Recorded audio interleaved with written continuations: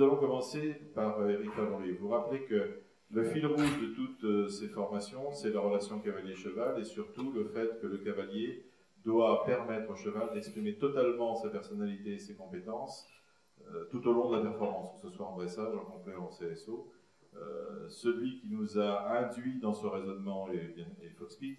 Et Fox-Pitt, en janvier, a répété incalculable de fois qu'il voulait un cheval content. Donc maintenant, je vais laisser la parole à Éric Favori et vous expliquer comment le cerveau et le corps fonctionnent sur l'équilibre. Parce qu'on a l'habitude de parler de cette fonction, mais on ne sait pas toujours comment fonctionne. Or, dans tous les sports de haut niveau, en particulier à l'INSEP, on essaie de comprendre comment le corps de l'humain fonctionne pour mieux l'entraîner et pour mieux savoir diriger et orienter les temps d'entraînement. Voilà, je vous passe Éric Favori, médecin des équipes de France et médecin du sport.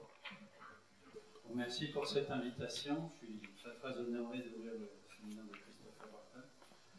Et j'ai la dure tâche de faire l'ouvreur avec un sujet un petit peu, quelquefois indigeste. Mais on va essayer d'être relativement clair malgré tout. Donc pourquoi parler d'équilibre? La finalité de cette histoire d'équilibre, l'équilibre du cavalier, il se situe au-dessus du cheval, vous avez remarqué, il serait beaucoup plus stable d'être suspendu en dessous, mais ça serait très très inconfortable. Et donc se maintenir au-dessus, d'une part pour maintenir la solidarité avec le cheval, mais aussi pour essayer d'avoir le moins d'interférences possible avec la motricité du cheval, puisque tout déséquilibre du cavalier, l'ensemble cheval-cavalier formant un tout, va se traduire par une compensation ou une variation dans l'allure ou dans la trajectoire du cheval. Voilà.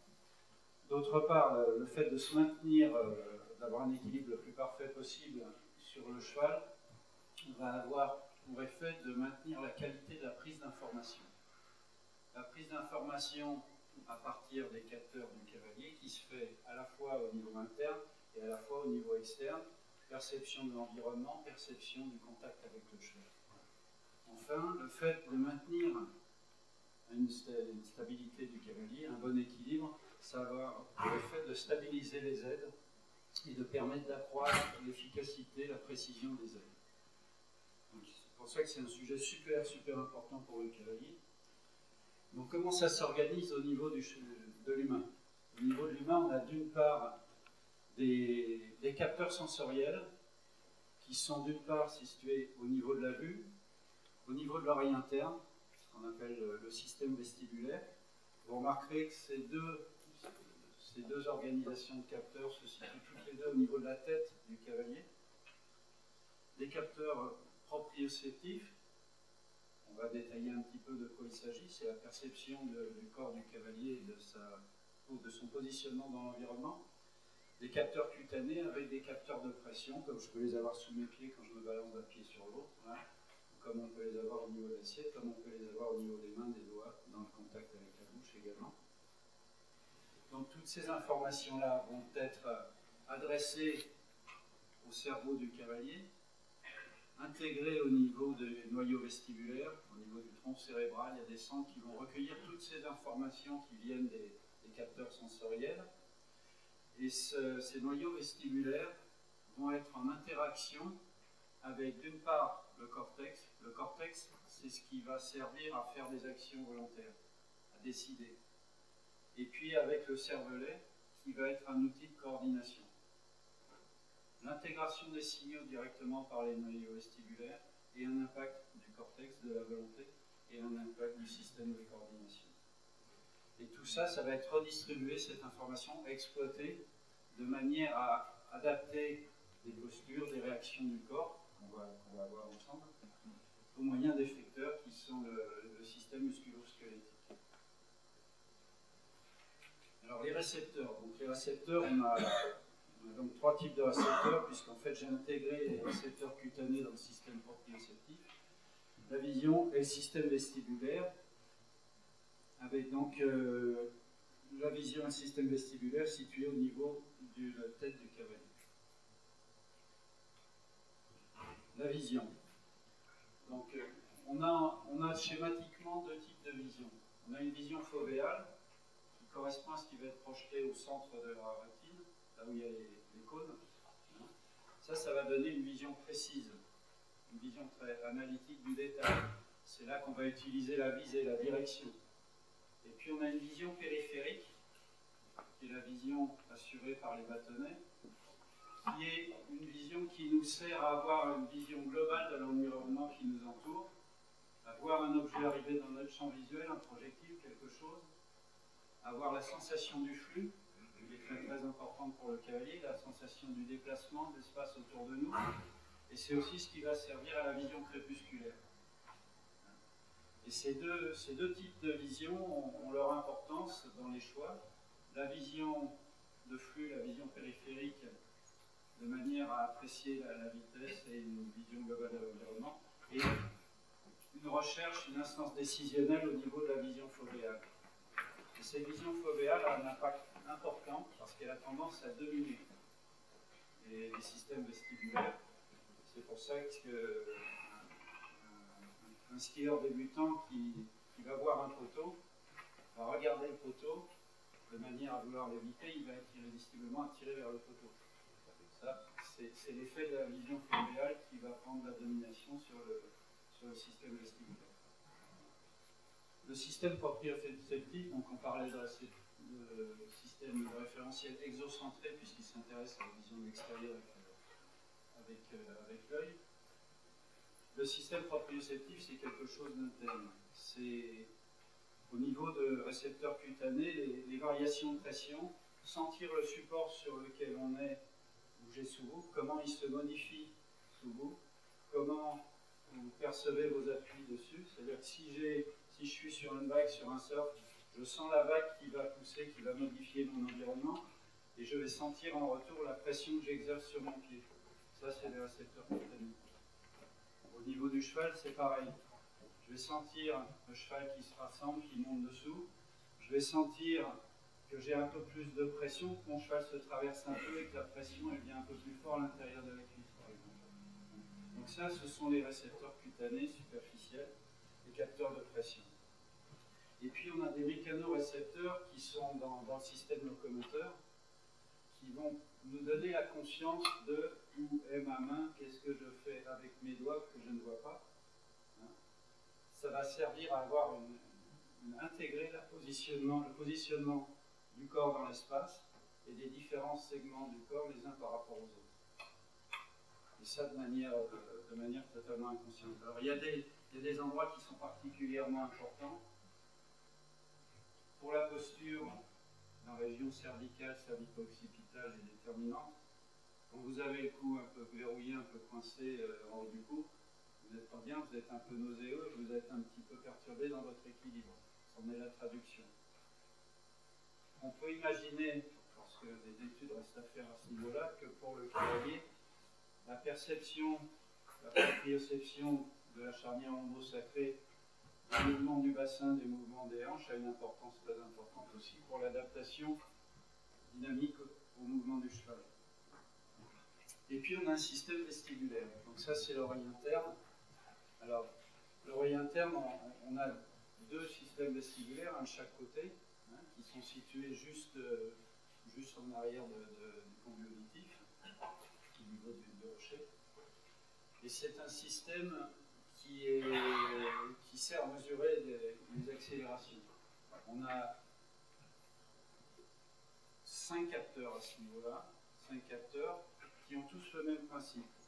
À chaque fois, on va avoir des cellules sensorielles avec des cils dessus, des cils qui peuvent bouger. Au bout de ces cils, il va y avoir des structures qui sont des structures inertielles, soit des petites pierres, soit une espèce de gelée. Et ces capteurs vont avoir pour rôle d'enregistrer la mobilisation des cils, soit par la pesanteur. On a donc deux capteurs des mouvements longitudinaux, l'utricule et le sacule. Voilà, bon, je pense que vous apprendrez pas par cœur. Ça permet de sentir des mouvements horizontaux ou verticaux. Et puis on a de chaque côté, dans chaque oreille, des canaux semi-circulaires qui sont des boucles remplies de liquide, avec dans ce plan-là, dans ce plan-là et dans ce plan-là. Et chaque rotation de la tête va engendrer un mouvement de liquide dans le canal qui va faire bouger les cils, qui va se transformer en signal nerveux. Et ce signal nerveux va être envoyé au niveau vestibulaire pour intégrer une accélération, un mouvement, une indication, une variation d'une accélération subie par l'oreille interne. Donc, il s'agit d'accéléromètre, donc comme je vous disais, donc, un rôle de filet à plomb, parce que les accélérations auxquelles on est subi, il y en a une qu'on subit tous en ce moment, même si la tête paraît de plus en plus lourde et a tendance à se rapprocher du bureau, c'est la gravité.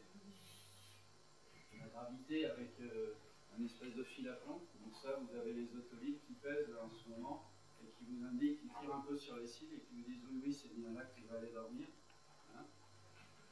Et puis, si je tourne la tête, donc, je mobilise les canaux, le liquide dans les canaux, et j'envoie des informations qui me disent, si j'ai les yeux fermés, là je tourne vers la droite, je tourne vers la gauche, et mon corps l'intègre. Et il va adapter, il va donner des réactions d'adaptation à la suite de ces informations. Donc, tout ça c'est transmis par un nerf qui s'appelle le lumière 8, mais bon, tout ça, je pense qu'on s'en fiche tous un peu. Ça sort comme message nerveux et ça arrive au niveau des noyaux vestibulaires qui vont collecter les informations qui viennent des trois systèmes. Hein. Du système exocentré, de la vision, du système des capteurs cutanés, du système proprioceptif, de la perception des parties du corps, et du système vestibulaire. Tout ça, ça vous donne des informations qui vont se trouver voilà, comme une somme et qui vont devoir être intégrées. Si jamais il y a une discordance dans les informations, pour une raison X ou Y, à ce moment-là, comment on ne peut pas exploiter les choses. On va avoir une mauvaise réponse, une réponse inadaptée, ou bien on va avoir une pathologie. On va avoir un vertige, on va être nauséeux, on ne va pas se sentir bien. On ne va pas pouvoir donner une réponse appropriée à cette information. Et donc là, le corps va petit à petit apprendre à engranger des situations, des cohérences entre différentes stimulations de ces éléments. Ces éléments vont être un peu en compétition les uns avec les autres. La vision centrale qui va avoir tendance à dominer, la vision, la perception du corps qui est très très importante sur le travail des yeux fermés avec l'information vestibulaire également. Donc, tout ça c'est comparé, c'est intégré, et petit à petit, l'expérience fait que la réponse va être de plus en plus adaptée.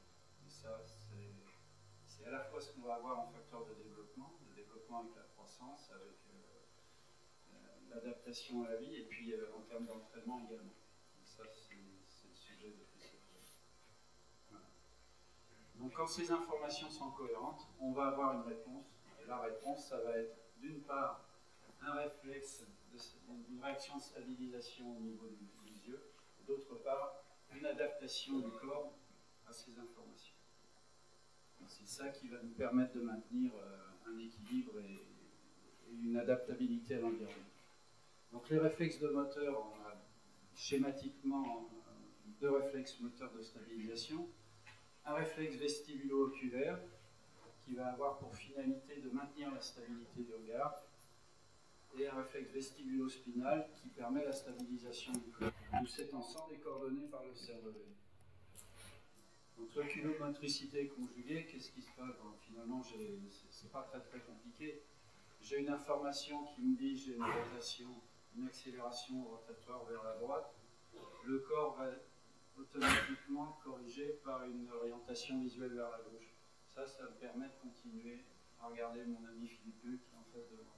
Voilà. Et sans y penser. Et de la même manière, quand je vais être sur une situation un peu chahutée, dans les bosses en ski, quand je vais être sur ma vague, quand je vais être sur mon cheval, sur une réception, tout va bouger dans tous les sens, mais je vais garder l'endroit où je vais être. Je vais garder l'endroit où je vais aller.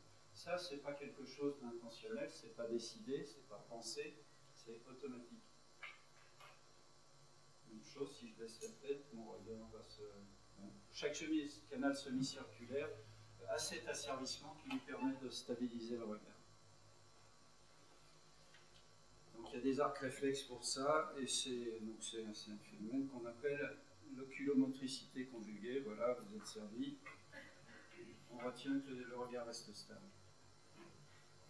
Donc la motricité somatique. Donc il va y avoir une réaction d'adaptation. Là, on va dire que c'est relativement simple avec l'œil. Là, c'est encore un petit peu plus compliqué.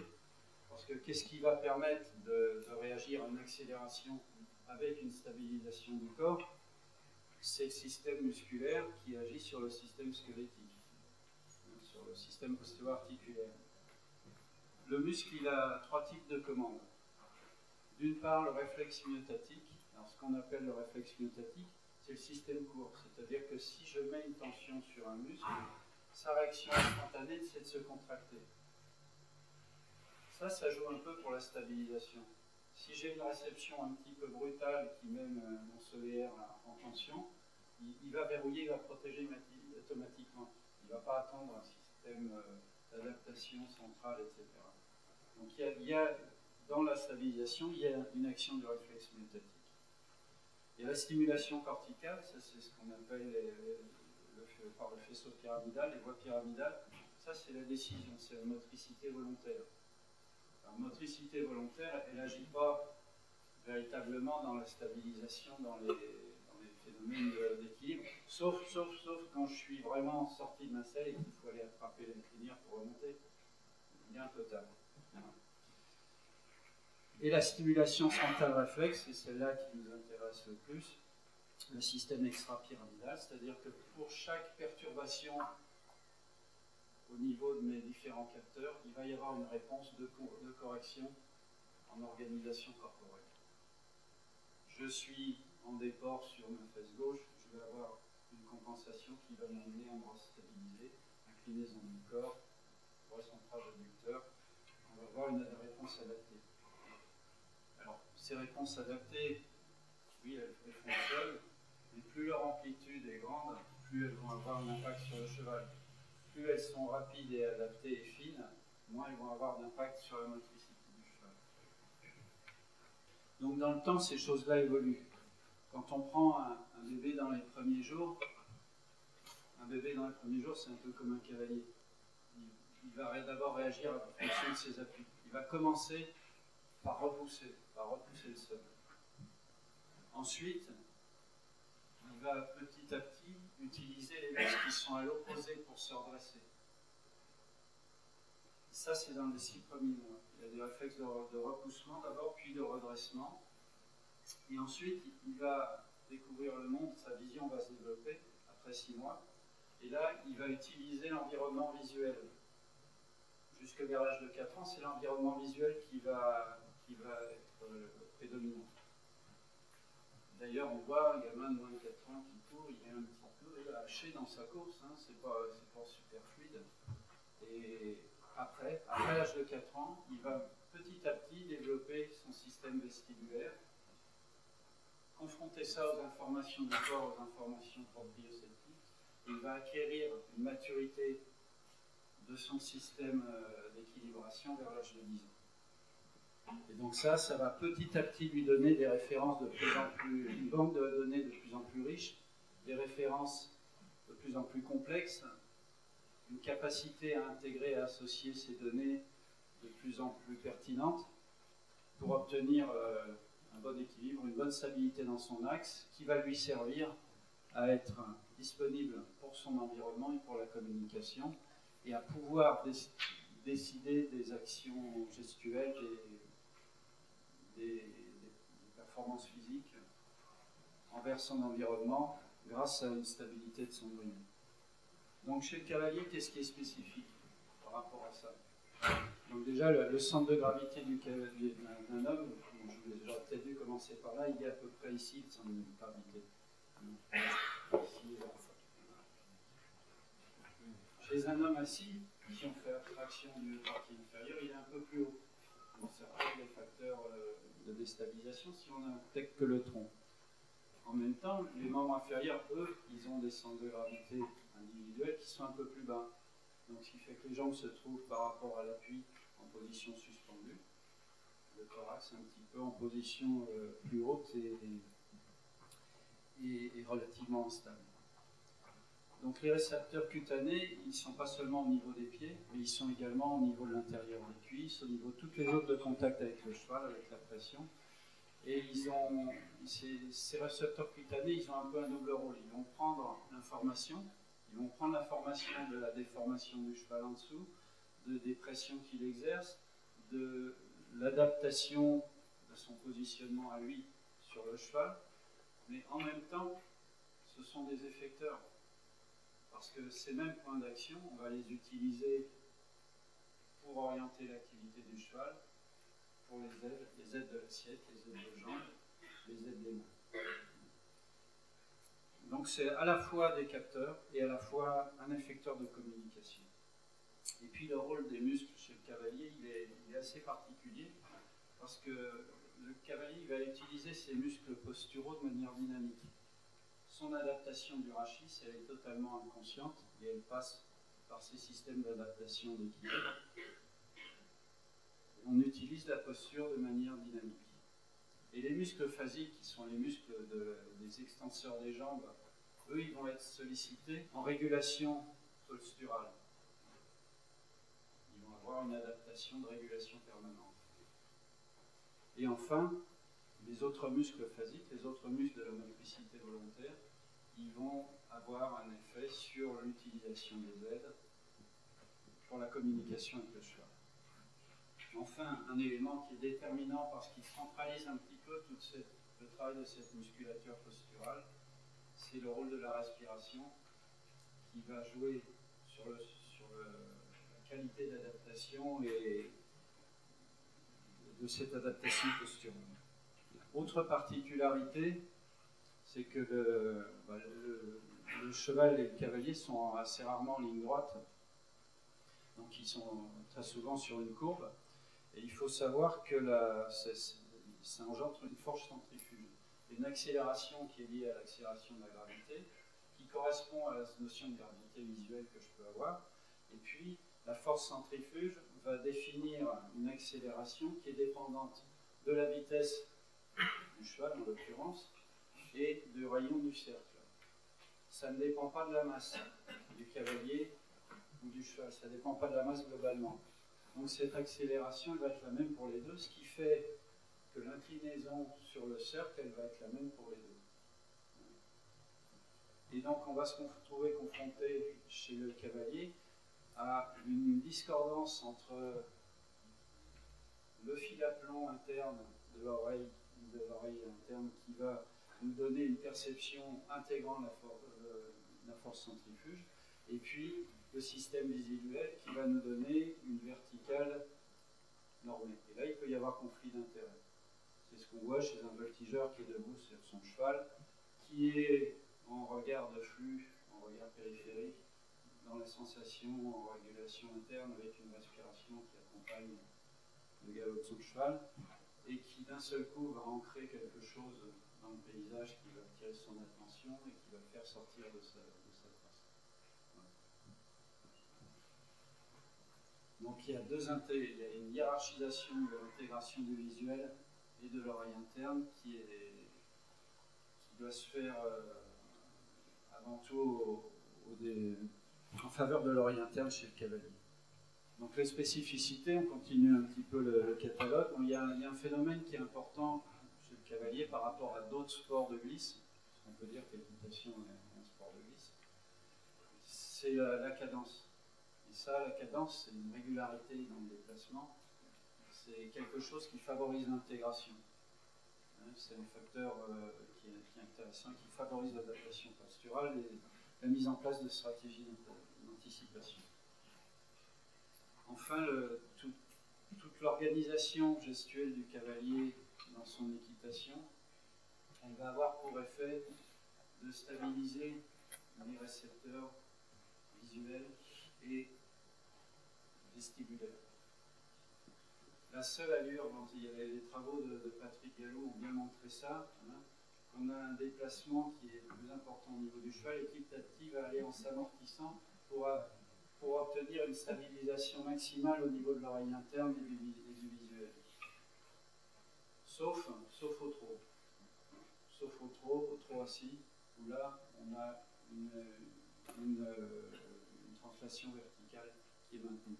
Mais sur toutes les autres données, en particulier encore plus en suspension, on va avoir une stabilisation de la tour de contrôle.